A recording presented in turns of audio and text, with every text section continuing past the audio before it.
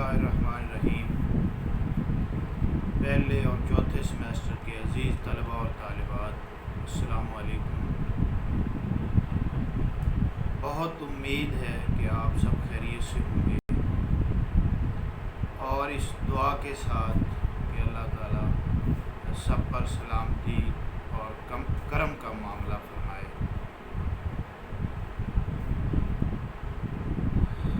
हमारा पर्चा अदबी तहरीकें, जिसका मिड टर्म इम्तहान आपने दिया और अब हम फ़ाइनल टर्म की तरफ जा रहे हैं। फ़ाइनल टर्म की आज दूसरी क्लास है। गुज़श्ता गुफ्तगू में, गुज़श्ता लेक्चर में मैंने सुरियलिज़म पर गुफ्तगू की थी और मुझे बहुत उम्मीद है कि आप सब ने उसे गौर से सुना होगा और सुरीली तहरीक जो है या सुरियलिज़म जो है, इसे मज़ीद देखने की कोशिश की होगी। अगर ऐसा नहीं किया तो आपसे ये गुजारिश है कि सुरियलिज़म की जो तहरीक है इसे आप अपने तौर पर भी देखने की कोशिश करें। जो गुफ्तगू हुई है उसे भी सुने और देखिए। इसके अलावा अपने तौर पर मज़ीद इसमें बेहतरी और इजाफ़ा करने की कोशिश भी कीजिए। पिछली क्लास में मैंने अर्ज़ किया था कि फ़ाइनल टर्म में हम कौन कौन सी चीज़ें पढ़ेंगे और मैंने ये भी बताया था कि ये तहारीक जो हैं, मग़रबी तहारीक और नज़रियात, इनमें से चंद पर हम कदरे तफसीली गुफ्तगू करेंगे और चंद बीच में ऐसी भी हैं कि जिन्हें बतौर इस्तिलाह या बतौर नज़रिया वो देखने की कोशिश करेंगे। तो आज हमारे सामने दो तहारीक हैं, एक इजहारियत एक्सप्रेशनिज़म की और दूसरी तजरीदियत। ये दोनों तहरीकें अपनी जगह पर अहमियत की हामिल हैं, लेकिन यहाँ हम इन्हें बतौर इस्तिलाह और बतौर नज़रिए के देखने की कोशिश करेंगे। तो इनमें पहली जो है सिलेबस के मुताबिक, जिसका नंबर आपका जो सिलेबस बना हुआ है उसमें सुरियलिज़म के बाद इजहारियत का नंबर आता है।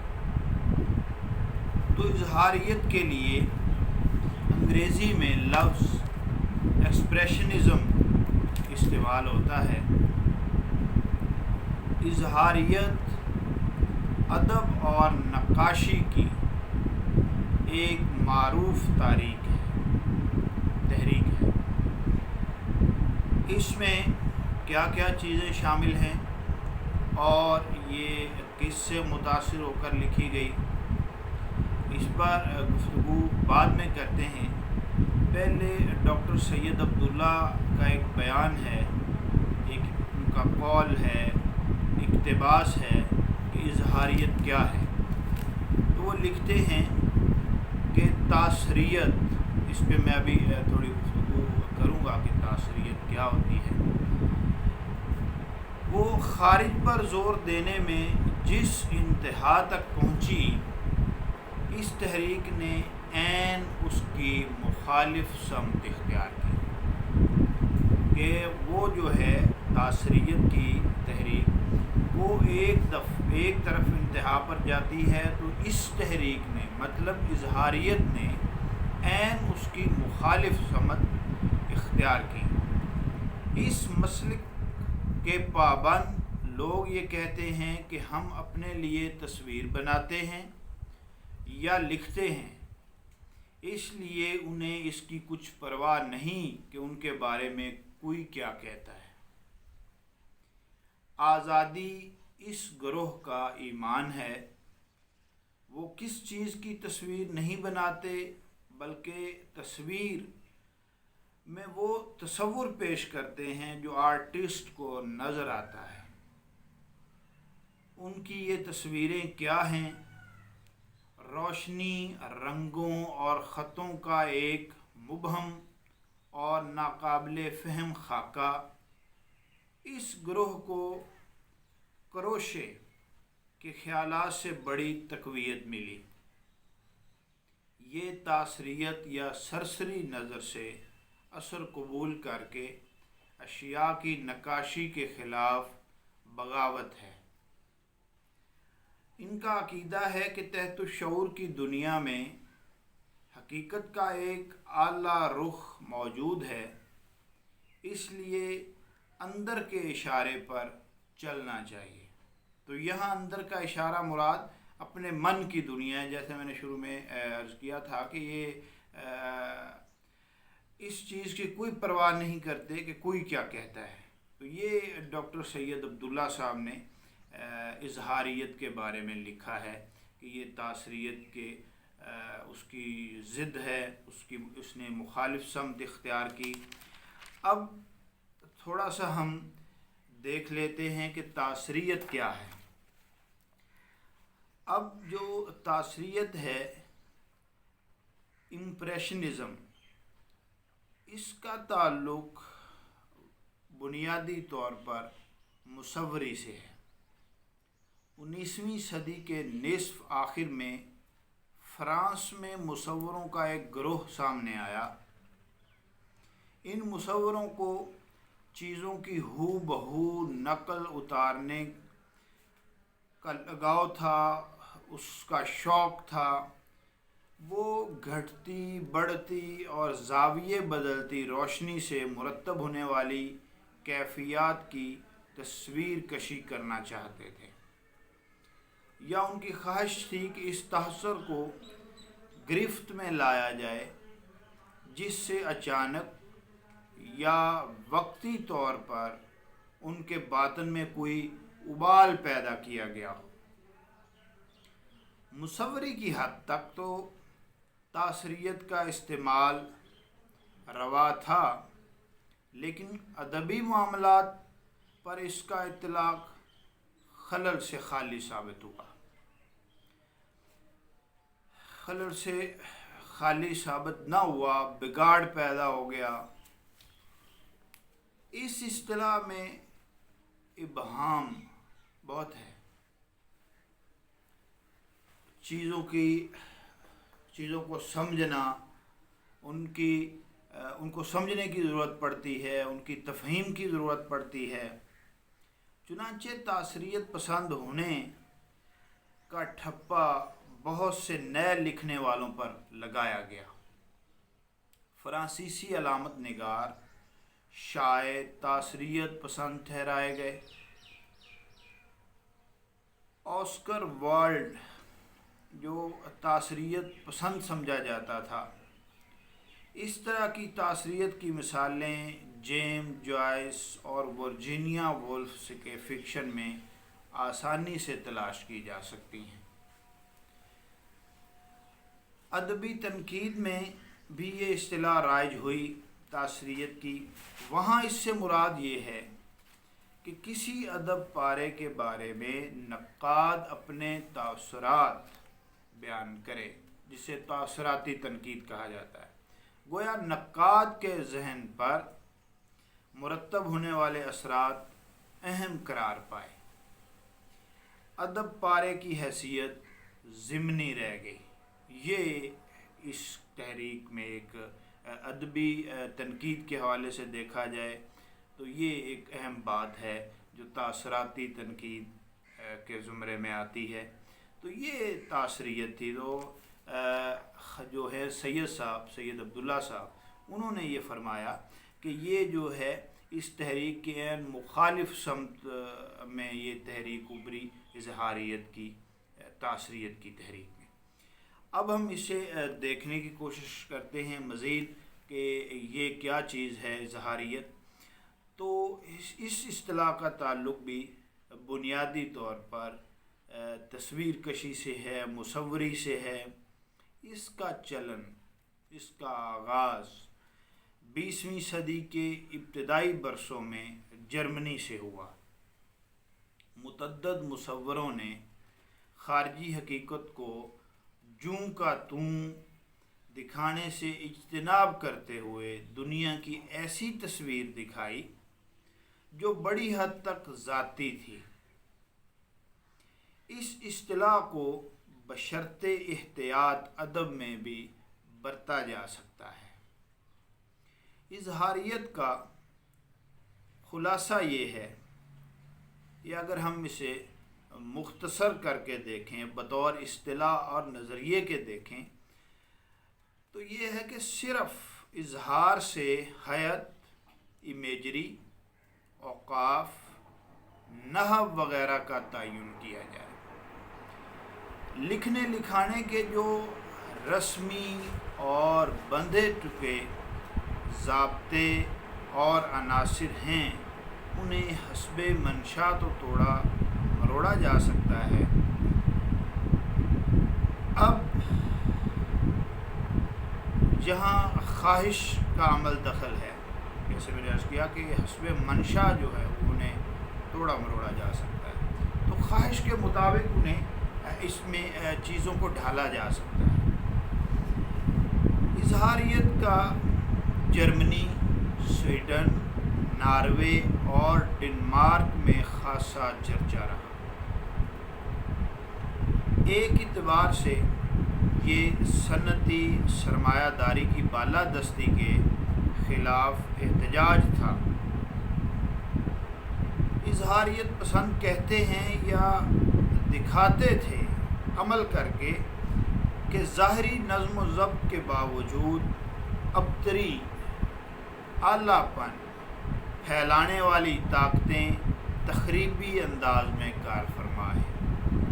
یہ چیز دیکھی جا سکتی ہمارے معاشرے میں بھی کہ بعض ایسی قوتیں ہوتی ہیں جو بنیادی طور پر تخریبی قوتیں ہوتی ہیں، لیکن وہ دوسروں کے سامنے یا عام لوگوں کے سامنے یہ دکھاتی ہیں کہ وہ تعمیری ہیں۔ تو یہ اس میں ایک چیز تھی کہ یہ ان کے خلاف جو بنیادی طور پر تخریبی قوتیں تھیں ان کی مخالفت کرتے تھی یہ تحریک یا اس کے جو پیروکار تھے۔ اب یہی نہیں بلکہ مشین بھی جس سے انسان فطرت کو مسخر کرنا چاہتا ہے، خود انسان کو گزنگ بچانے کے درپے ہے۔ 20ویں صدی کی تیسری دہائی میں تھیٹر نے اظہاریت سے خاصا اثر قبول کیا۔ کوشش یہ تھی کہ حقیقت پسندی کو ترک کر کے داخلی نفسیاتی حقائق کو سامنے لایا جائے۔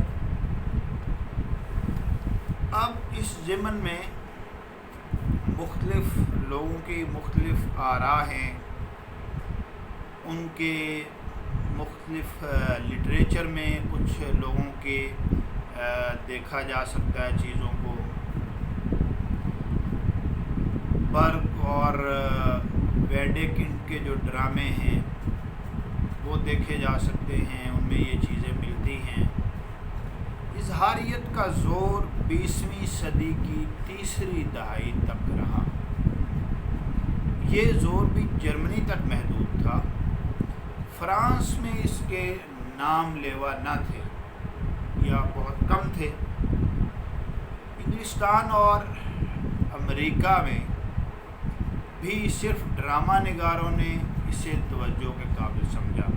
ابھی جو میں نے 2 نام عرض کیے ہیں ان کے بھی ڈراموں میں یہ چیز ہے۔ تو اس میں اور بھی کچھ نام ہیں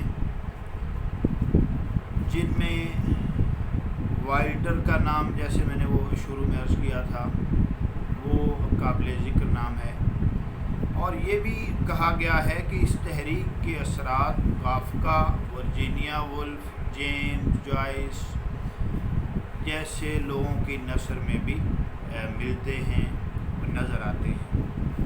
تو یہ اس کا بنیادی تعارف تھا کہ اظہاریت کیا ہے، اس نے تاثریت سے کیا اثر قبول کیا، یا اس کی مخالف سمت میں یہ کیسے سامنے آئی، اور اس میں کیا کیا چیزیں ہوتی ہیں، یہ کن چیزوں کو بیان کرتی ہے، کون سے لوگ جو ہے وہ بنیادی دو چار نام جو زیادہ اس میں معتبر نام ہیں وہ بھی میں نے آپ کے سامنے عرض کی ہے۔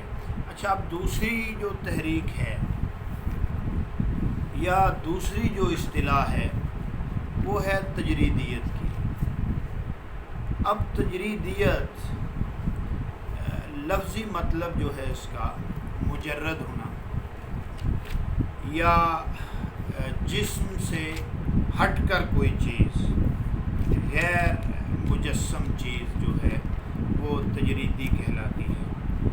تو تجریدیت جو ہے یہ بھی ایک تحریک تھی، مغرب کی تحریکوں میں ایک نظریہ تھا۔ اس کی بنیاد، اس کی اساس اس نقطہ نظر پر مبنی ہے کہ آنکھ جو کچھ دیکھتی ہے، سامنے کی جو چیز ہے، جو چیز نظر آتی ہے، فن کی معروضی مقصدیت، فن کا معروضی مقصد اس کی سچی تصویر، اس کا صحیح عکس پیش نہیں کر سکتا۔ یوں سمجھیے کہ اگر ہم دو تین لفظوں میں تجریدیت کی یا تجرید جو ہے اس کی تعریف کریں تو تجرید جو ہے وہ تجسیم کی الٹ ہے۔ مجرد ہونا، یہ ایبسٹریکٹ جو ہوتا ہے آپ جانتے ہیں، تو یہ ایک ایسا حیولہ ہے جس میں جسم جو ہے وہ سایوں اور پرچھائیوں میں ڈھل جاتا ہے، اور اس کی بیشتر انفرادی جزیات جو ہیں وہ نظروں سے اوجھل ہو جاتی ہیں۔ مغربی مفکرین نے تجریدیت کا جو بنیادی فلسفہ پیش کیا ہے یا اسے تلاش کیا ہے تو وہ افلاطون کے نظریات سے ملتا ہے یا وہاں سے تلاش کیا گیا ہے۔ اب کچھ لوگوں کا، ہربرٹ جو ہیں وہ کہتے ہیں کہ افلاطون نے نہ صرف مجسم چیزوں کو ہی حسین قرار دیا بلکہ مستقیم خطوں اور دائروں کو بھی جمالیاتی پیکر قرار دے دیا ہے، کہ جو ایک نستعلیق چیز ہے وہ بھی خوبصورت ہے، نظم و ضبط جو ہے اس میں بھی خوبصورتی ہے۔ تو فرانس اور جرمنی میں مصوری کی ایک اہم تحریک جو تھی وہ چلی، تو اس کی اساس جو ہے وہ افلاطون کے اس نظریے پر قائم ہوئی، اور مختلف لوگوں نے اس تحریک کے زیر اثر عالمی شہرت کی تخلیقات پیش کی۔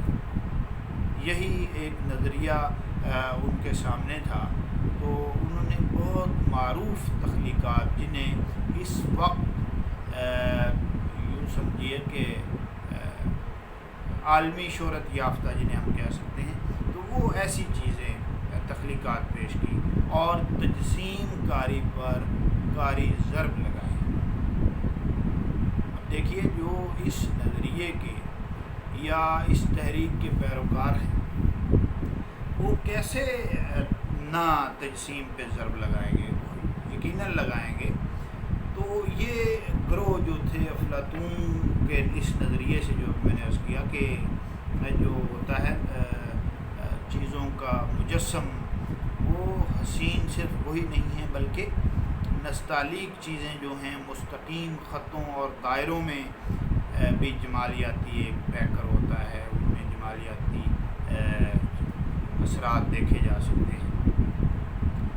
تو ادب پر جو ہے، جو میں نے عرض کیا کہ ایک تحریک چلی تھی مصوری کی، اس کا بالواسطہ اثر یہ ہے کہ علامت جو پہلے بھرے ہوئے جسم میں سامنے آئی تھی اب کھوکھلی ہوگی،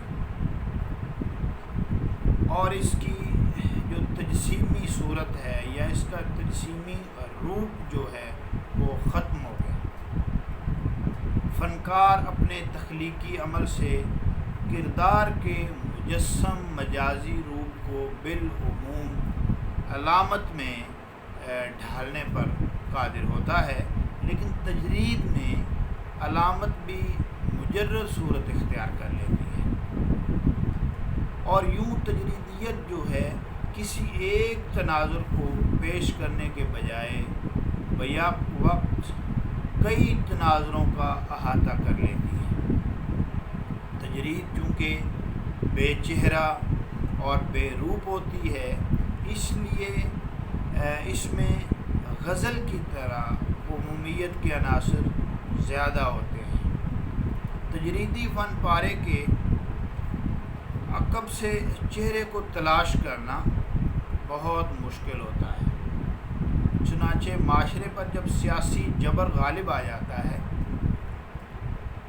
معاشرہ سیاسی طور پر مغلوب ہو جاتا ہے، تو اس وقت ادیب جو ہے وہ عام لوگوں تک اپنا رد عمل مستقیم انداز میں پہنچانے کے بجائے نسبتاً تجریدی انداز اختیار کرتا ہے، اور معروض کو خیالوں اور پرچھائیوں میں یوں چھپا دیتا ہے کہ حقیقت کا چہرہ پوری طرح واضح نہیں ہو پاتا،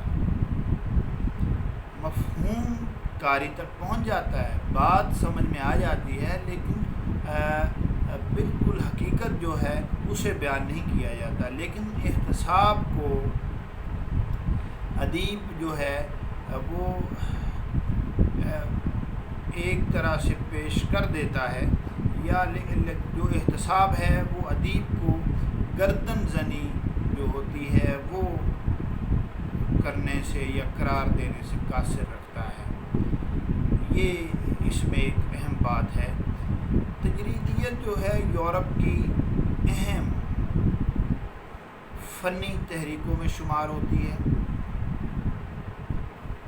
اس میں بہت سارے نام ہیں، تھامسن مان جیسا کہ جارج کا نام ہے، جیمز کا نام ہے، تو یہ بیشتر علامت نگاروں نے تجرید کے کامیاب تجربے کیے۔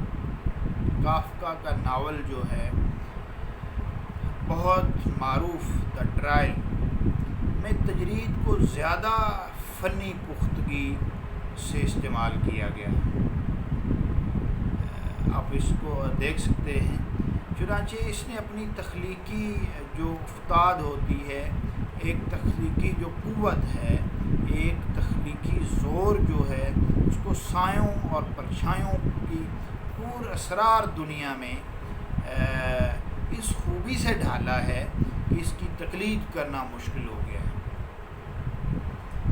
اور اب کافکا کو ہی تجریدیت کا نقطۂ معراج تصور کیا جاتا ہے۔ دیکھیے کسی بھی تحریک میں جب کسی فنکار کی تخلیق کو بہت رتبہ مل جاتا ہے، بہت بلند مقام تک وہ پہنچ جاتی ہے، اور لوگ دھڑا دھڑ اس کو دیکھتے ہیں، اسے خریدنے کی کوشش کرتے ہیں، کوئی ناول ہے یا افسانوی مجموعہ ہے، تو پھر اس تحریک میں بڑا نام بھی اس کا ہوتا ہے، تحریک کا صحرا بھی اسی کے سر سجایا جاتا ہے۔ تو یہ کافکا جو ہے، ان کا جو ناول کی وجہ سے انہیں جو شہرت ملی، تو پھر انہوں نے جو اس فن کو اپنی تخلیق میں اس خوبصورتی سے ڈالا، تو انہیں تجریدیت کا نقطۂ معراج یعنی عروج کا جو نقطہ تھا اس پر انہیں شمار کیا جانے لگا۔ تو کامیاب جو تجرید نگاری کے لیے محنت اور ریاضت کی ضرورت ہوتی ہے، اس میں بہت جان مارنی پڑتی ہے۔ یہی وجہ ہے کہ صرف بڑا فنکار ہی تجریدیت میں یا تجرید میں کامیاب تخلیق پیش کر سکتا ہے۔ تجرید کا تعلق چونکہ حیت اور ابلاغ کے ساتھ ہے، اس لیے اسے کسی مخصوص زمانے کے ساتھ منسوب کرنا یہ درست نہیں ہے، اور اس طرح ممکن بھی نہیں ہے کسی ایک زمانے کے ساتھ اس کا تعلق جوڑ دیا جائے۔ چنانچہ تجریدیت اب باقاعدہ تحریک تو نظر نہیں آتی، اب باقاعدہ طور پر اس کا کوئی چارٹر تو نہیں ہے اور کوئی فالورز نہیں ہیں اس کے، لیکن مغربی مصنفین کے تجریدی فن پاروں کی تقلید، ان کی پیروی دنیا بھر کے ادب میں ہو رہی ہے، اور کہا جا سکتا ہے کہ اس تحریک کا فیضان ابھی تک جاری ہے۔ ابھی تک لوگ جو ہیں وہ اس تحریک کے یا اس نظریے کے پیروکار ہیں، اس پر عمل کر کے اپنی تخلیقات میں اسے پیش کرنے کی کوشش کرتے ہیں۔ تو یہ دو تحریک یا دو نظریات جو میں نے آپ کے سامنے عرض کیے، امتحانی نقطہ نظر کے حوالے سے یہ انتہائی اہم ہیں، اور انہیں آپ نے مزید پالش کرنا ہے، مزید ان میں چیزوں کو دیکھنا ہے، اور اس میں اضافہ آپ نے کرنا ہے۔ آپ کوشش کیجئے کہ تجریدیت اور اظہاریت اس پر مزید مواد ایڈ کیجئے، اور ان اصطلاحات اور نظریات کو مزید وسعت دیجئے۔ اب اس کے بعد کچھ تحاریک ہیں، کچھ نظریات ہیں جنہیں ہم قدر تفصیل سے دیکھنے کی کوشش کریں گے۔ آپ کے سلیبس میں کچھ چیزیں شامل ہیں، میں نے بتایا بھی ہوا ہے۔ تو اس کے بعد جو اگلا ہمارا موضوع ہے وہ علامت نگاری کا ہے۔ تو علامت نگاری جو ہے اس پہ قدر تفصیل سے گفتگو ہوگی انشاءاللہ۔ اس کے بعد جو نفسیاتی تحریک ہے اس پر بھی تفصیلی گفتگو ہوگی، چونکہ یہ دو ایسی تحریک ہیں، مارکسی تحریک بھی، کہ جو یہ تقاضا کرتی ہے کہ انہیں وسعت کے ساتھ پیش کیا جائے۔ تو انشاءاللہ اب ان پہ گفتگو ہوگی۔ تو اس وقت تک فائنل ٹرم میں ہم نے 3 موضوعات دیکھے ہیں، 3 تحریک کو بطور اصطلاحات، بطور نظریات دیکھنے کی کوشش کی ہے، جن میں پہلا سریلزم ہے، پھر اظہاریت ہے، اور تیسرے نمبر پر تجریدیت ہے۔ تو میں امید کرتا ہوں کہ آپ ان تینوں کو غور سے سنیں گے، پڑھیں گے، اور ان میں مزید بہتری لانے کی کوشش کریں گے۔ اور میں پچھلی کلاس میں بھی یہ عرض کر چکا ہوں کہ اپنی اسائنمنٹس جو ہیں ان کے موضوعات ڈاکٹر صاحب کے ساتھ طے کر لیجئے، اور 30 جون تک اپنی اسائنمنٹس جمع کروا دیجئے، کیونکہ جولائی کے تیسرے ہفتے تک آپ کے فائنل ٹرم امتحانات متوقع ہیں۔ اس سے پہلے 2 ہفتے کم از کم آپ کی اسائنمنٹس جمع ہو جانی چاہیے۔ انشاءاللہ باقی گفتگو اگلی کلاس میں ہوگی کہ علامت نگاری کیا ہے، اس میں کیا کیا چیزیں آتی ہیں۔ تب تک کے لیے